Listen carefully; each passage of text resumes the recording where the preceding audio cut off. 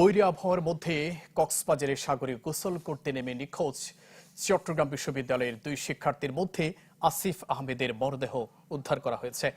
নিখোঁজের প্রায় 24 ঘন্টা পর বুধবার ভোরে সমিতিপাড়ার সৈকতে তার মরদেহ ভেসে আসে। আসিফ বগুড়া সদরের রফিকুল ইসলামের ছেলে, তবে এখনো খোঁজ মেলেনি অপর শিক্ষার্থী অরিত্র হাসানের। মঙ্গলবার ভোরে সমুদ্র সৈকতের হিমছড়ি পয়েন্টে গোসলে নেমেছিলেন চট্টগ্রাম বিশ্ববিদ্যালয়ের ডেভেলপমেন্ট স্টাডিজ বিভাগের 5 শিক্ষার্থী। এ সময় স্রোতের টানে ভেসে যান সাতমান রহমান সাবাব, আসিফ আহমেদ ও অরিত্র হাসান।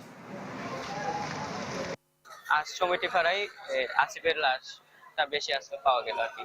এখন 2 জনের লাশ পাওয়া গেছে, আর সাবাব আর অরিত্রের লাশ পাওয়া যায়নি, আসিফের লাশ পাওয়া গেছে। এখানে স্থানীয় জেলে থেকে খবর পেলাম যে সমুদ্রে একটা লাশ ভাসছে, ওনারা নিয়ে আসছেন পোস্টালে। আমরা খবর পাওয়ার সাথে সাথে ঘটনাস্থলে যাই। আপনার চেহারা দেখে আমরা আসিফ মাহমুদের মরদেহ বলে আমরা এটা মোটামুটি প্রাথমিক আমরা শনাক্ত করেছি। তখনই আমরা অ্যাম্বুলেন্সে করে আমরা কক্সবাজার সদর হাসপাতাল মর্গে নিয়ে আসছি।